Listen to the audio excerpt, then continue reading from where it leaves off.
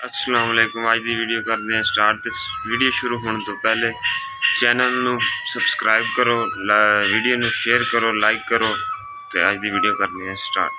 अज की वीडियो के अज आप फ्रिज बनाने लगे हैं, तो वह भी तुहानू बनाने बनती दिखाने। वह कंडेंसर चेंज करना, तो कंडेंसर है। चलो जी, यह फ्रिज अज इनू कंडेंसर लाना।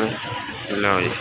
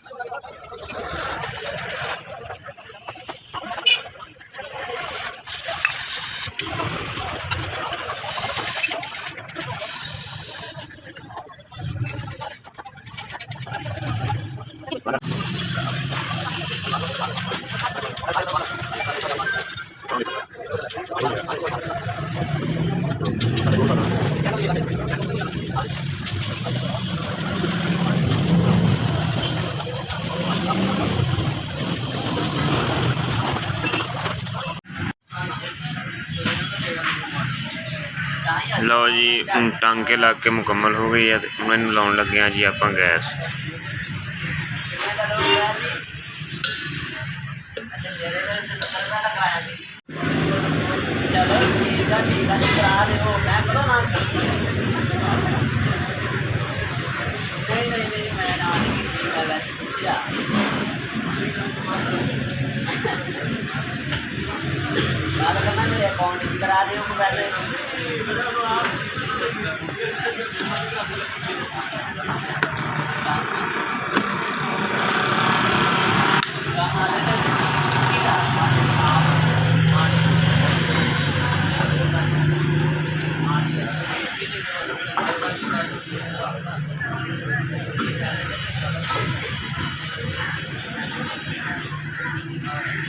लो जी, हूँ गैस लग गई है। तो फ्रीजर हूँ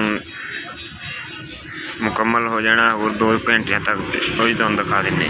तो फाइनली फ्रिज मुकम्मल हो गई है जी। तो ब्लॉग का इत्थे एंड करने जी। अल्लाह हाफिज़। दुआ में याद रखें जी।